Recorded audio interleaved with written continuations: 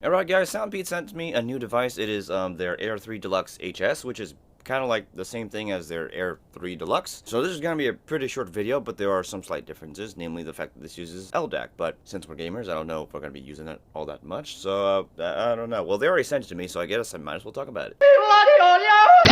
Starting with the box, it's almost the same as the last Air3 Deluxe, only with an HS. So inside the box, you're going to get the earbuds themselves, a charge cable, some paper, and more paper.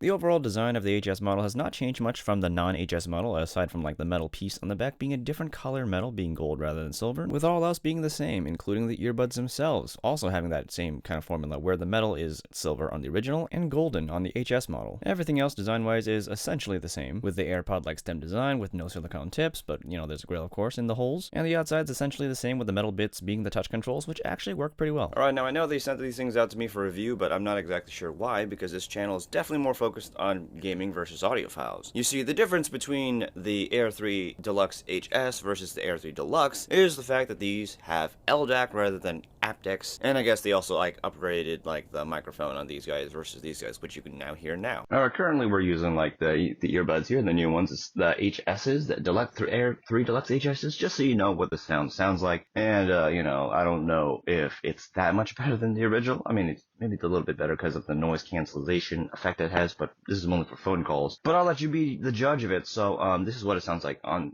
the HS's, but let's switch to the original. Alright, now we're on the original version. Here's how like these guys here sound like. Yeah, it's just so you can hear the difference between them. You can like flip through the video, guys, to like listen to the differences between the Air3 Deluxes, these ones, and the ones before, which were the Air3 Deluxe HS's, which we're going to be talking about in, you know, this video as we are. So, you know, there you go. I almost forgot there is one other difference, and it's that, you know, the fact that these have like less battery life than the original model. Just 2 less hours of extra charge from the case. The battery life on like the earbuds themselves individually is the same, where you're going to get around like, you know, 5 hours with regular usage on the regular mode at 50%-ish volume, which is more than enough because these get really loud, and 4 hours-ish if you're using it with the gaming mode on. But other than the battery, the microphone, and the different uses of like codecs, they're essentially the same thing. You get the same features. You know, you can use individual earbuds one at a time if you want to. It doesn't matter which one you pick, and you can have the other one charging if you're like, you know, a businessy kind of person, like, you know, like if you're using like AirPods. So that's good. Touch controls are still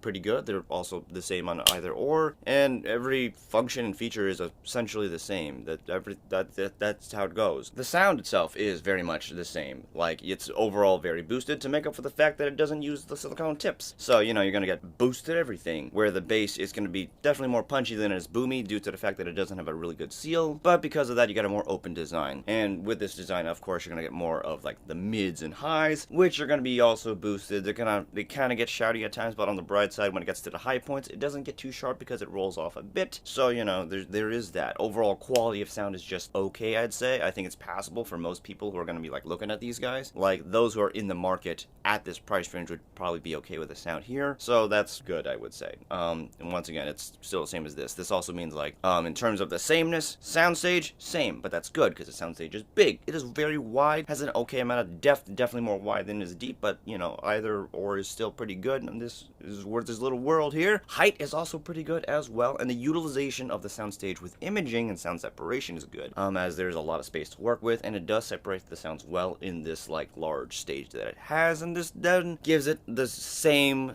performance in games, which is also good because it does surprisingly well in, like, competitive games particularly, though I would still play these more, like, casually, because I would prefer to have no lag at all guaranteed when I'm playing these kind of games. But if I'm playing competitive games casually, or like on mobile and whatnot, where I don't have much of a choice these days because, you know, there's no headphone jacks on a lot of those, then I'd say these do a pretty good job, because it does give you a pretty good idea of where people are in the world in the game when you're tracking for people, as it gives you a fairly large stage to work with that isn't necessarily too large that you lose the advantage of using earbuds. And the utilization of like the sound there with the positioning of people and the sound separation helps you kind of semi-pinpoint where people are and look for dangers, or, you know, look for danger in case you're the person hunting and whatnot. So in those situations, I think it does a really good job just, you know, hunting for people, or maybe just listening to avoid people. So this thing would excel in competitive games, though, due to the fact that it is still wireless and it is on Bluetooth. While it doesn't give you too much lag to the point where it's barely noticeable, I would still keep it more casual play. Like, if you're gonna go hardcore, then you know how it is. Wired is just how it goes. Or using really good, like, you know, USB wireless is the way to go for those situations. Now, you can still use these for non-competitive games, and it still does those pretty okay, you know, those more open world casual kind of settings. It does an okay job here, but due to the fact that it doesn't have a lot of the lower bass, if you're playing games that have like a really large world, while it does have a large soundstage, the sense of this large world isn't going to be quite as there as compared to something that has more of that lower bass. So, you know, you can use them for non-competitive games that are more open world and whatnot, but it won't do the best as something else in this price range. But yeah, that's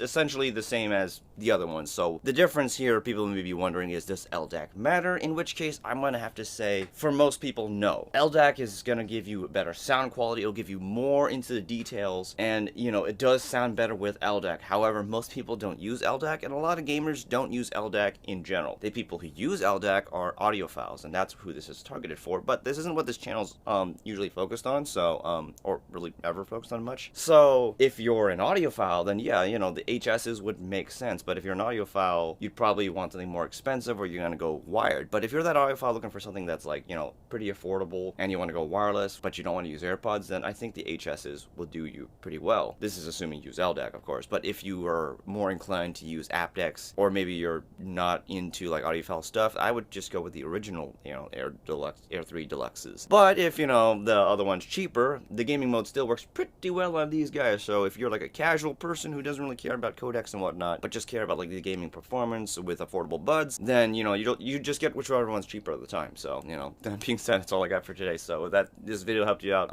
like and subscribe so it helps the channel run and whatnot. But yeah, that's it. There's not much to say, so I'll see you guys next time.